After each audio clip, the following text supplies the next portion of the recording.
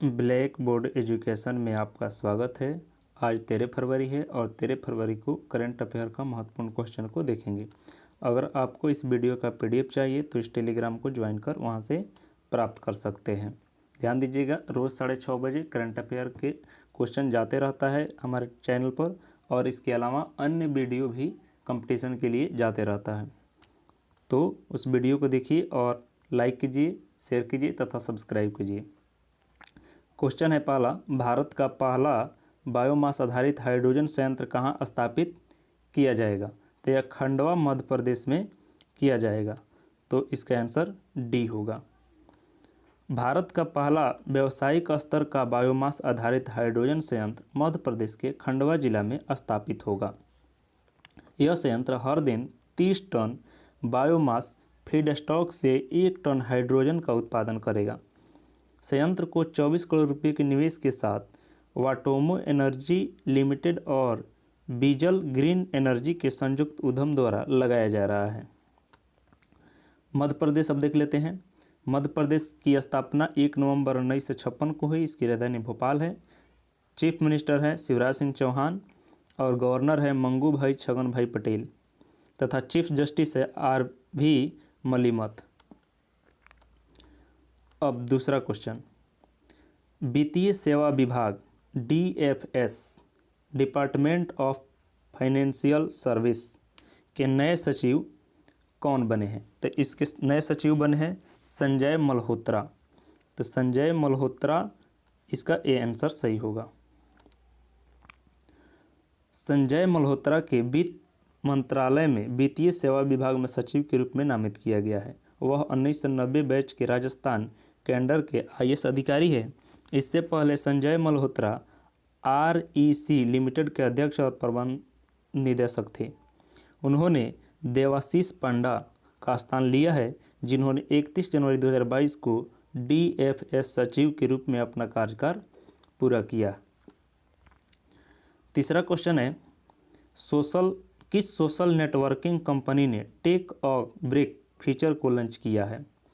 तो इसको लॉन्च किया है इंस्टाग्राम ने, तो बी इसका आंसर होगा। इंस्टाग्राम ने भारत सहित सभी देशों में टेक अ ब्रेक लॉन्च करने की घोषणा की है ताकि लोगों को उनके समय बिताने के तरीके के बारे में सूचित निर्णय लेने के लिए सशक्त बनाया जा सके। इस फीचर को Bharat we the young break जरूरी है इसके साथ साझेदारी में एक अभियान के माध्यम से बढ़ावा दिया जाएगा। टेक अ ब्रेक को सबसे पहले US, UK, Ireland, Canada, New Zealand और ऑस्ट्रेलिया में लॉन्च किया गया था। अब यह विश्व स्तर पर सबके लिए उपलब्ध है। टेक अ ब्रेक क्या है? टेक अ ब्रेक एक ऐसी सुविधा है जो लोगों को तब दिखाई देगी जब वे एक निश्चित समय से ज़्यादा स्क्रॉल कर रहे हो। इस इंस्टाग्राम से ब्रेक लेने के लिए कहा जाएगा और सुझाव दिया जाएगा कि वे भविष्य में और ब्रेक लेने के लिए रिमांड सेट करें। इंस्टाग्राम, इसका लॉन्च 6 अक्टूबर 2010 को हुआ तथा इसके मालिक जो है मेटा है और फाउंडर है केविन सिस्ट्रोम। इसके बाद है चौथा क्वेश्चन, विश्व स्वर्ण परिषद WGC वर्ल्ड गोल्ड काउंसिल की रिपोर्ट के अनुसार 2021 में किस देश का केंद्रीय बैंक सोने की खरीदारी में शीर्ष स्थान रहा है? तो इसका आंसर हो जाएगा सेंट्रल बैंक ऑफ थाईलैंड। ए होगा इसका आंसर। विश्व स्वर्ण परिषद की रिपोर्ट के अनुसार वर्ष 2021 में थाईलैंड देश के केंद्रीय बैंक सोने की खरीदारी में शीर्ष स्थान पर रहा। 2021 में सेंट्रल बैंक ऑफ थाईलैंड ने 90 मीट्रिक टन सोना खरीदा है। RBI ने दिसंबर 2021 के अंत में अपने कुल सोने के भंडार को 754.1 टन तक ले जाते हुए 77.5 मीट्रिक टन खरीदा।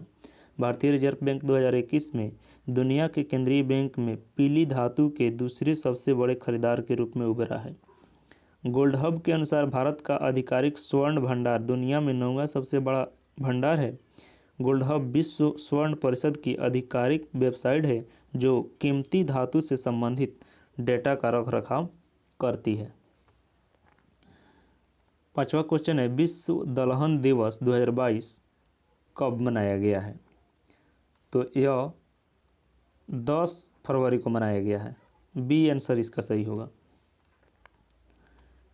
इस वर्ष विश्व दलहन दिवस की थीम युवाओं को अस्थायी कृषि खाद्य प्रणाली प्राप्त करने में सशक्त बनाने के लिए दलहन है, यह इसकी थीम है।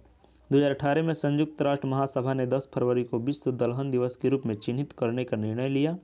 पहला WPD 10 फरवरी 2019 को आयोजित किया गया था।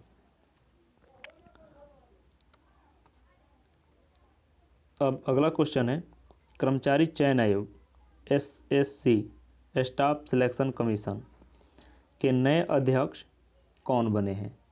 तो इसके नए अध्यक्ष S किशोर बने हैं। तो डी आंसर इसका सही होगा। वरिष्ठ अधिकारी S किशोर को कर्मचारी चयन आयोग का अध्यक्ष नियुक्त किया गया है। वर्तमान में वह वाणिज्य और उद्योग मंत्रालय के वाणिज्य विभाग के विशेष सचिव के रूप में कार्यरत है।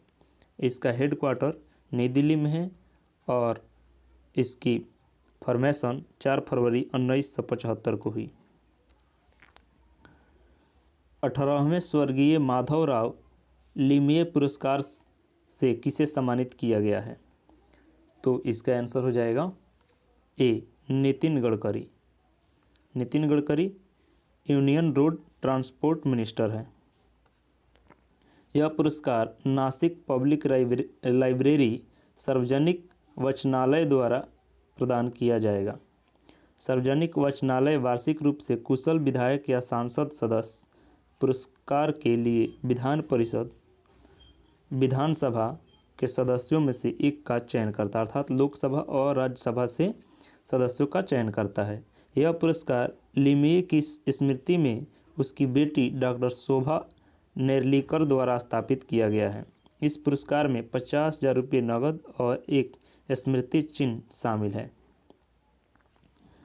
इसके बाद 8वां क्वेश्चन है, भारत की पहली mRNA कोविड-19 वैक्सीन को किस संस्था ने विकसित किया है?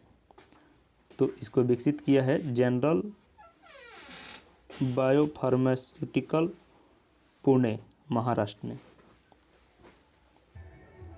पुणे स्थित जिनेवा बायोफार्मास्यूटिकल द्वारा भारत का पहला घरेलू मैसेंजर RNA कोविड-19 वैक्सीन विकसित किया जा रहा है। अगला क्वेश्चन, हाल ही में किस राज्य सरकार ने नई IT नीति का अनावरण किया है? तो इसे गुजरात ने शुरू किया है। गुजरात के मुख्यमंत्री भूपेंद्र पटेल ने अगले 5 साल के लिए एक नई IT या ITES नीति का घोषणा की है। 10वां क्वेश्चन है, हाल ही में किस देश ने विदेशी ड्रोन के आयात पर प्रतिबंध लगाया है? तो इसका आंसर हो जाएगा इंडिया। इंडिया ने विदेशी ड्रोन के आयात पर प्रतिबंध लगाया है। मेक इन इंडिया स्कीम को प्रमोट करने के लिए मोदी सरकार कई तरह से सख्त निर्णय ले रही है। सरकार ने इसी क्रम में ड्रोन को विदेशों से आयात पर पूरी तरह से प्रतिबंध लगा दिया है। सरकार का यह निर्णय 9 फरवरी से ही देश भर में लागू हो चुका है। हालांकि सरकार ने रक्षा, सुरक्षा और रिसर्च एंड डेवलपमेंट के क्षेत्र में इससे बाहर रखा है। अब रिवाइज क्वेश्चन, दवा निर्माण कंपनी फाइजर इंडिया के नए अध्यक्ष कौन बने हैं? तो प्रदीप शाह बने हैं। ये होगा इसका आंसर। बीजिंग शीतकालीन ओलंपिक 2022 में पहला स्वर्ण पदक किस खिलाड़ी ने जीता है? तो ये जीते हैं थ्रेस जोहांग, नॉर्वे से आते हैं। उसके बाद है कंचोत पर्व किस राज्य में मनाया जाता है? तो यह पर्व जम्मू कश्मीर में मनाया जाता है। ये होगा इसका। बिजली वितरण में जटिल समस्याओं को हल करने के लिए हैकथॉन प्रतियोगिता पावरथॉन 2022 को किसने लॉन्च किया है? तो इसे RK सिंह पावर मिनिस्टर हैं, उसने लॉन्च किया है। दुनिया का तीसरा सबसे बड़ा क्रिकेट स्टेडियम कहाँ बनेगा? तो यह स्टेडियम जयपुर इंडिया में बनेगा, जयपुर राजस्थान में है। राष्ट्रीय एकल खिड़की प्रणाली के साथ एकीकृत होने वाला देश का पहला केंद्र शासित प्रदेश कौन बना है? तो ये बना है जम्मू कश्मीर। सी होगा इसका आंसर। केरल राज्य ने स्वच्छ ऊर्जा तकनीक विकसित करने के लिए किस कंपनी के साथ समझौता ज्ञापन पर हस्ताक्षर किया है? तो इसका हो जाएगा सोशल अल्फा बेंगलुरु। ये होगा इसका आंसर। देश की पहली बुलेट ट्रेन का पहला स्टेशन कहाँ बनेगा?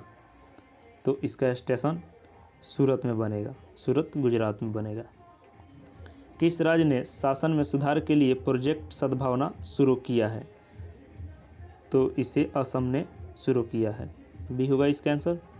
हाल ही में ग्रामीण महिलाओं को उद्यमी बनाने के लिए अमेजन इंडिया ने किस राज्य के साथ समझौता किया है? तो यह कर्नाटक ने शुरू किया है। सी होगा इसका आंसर। Thank you.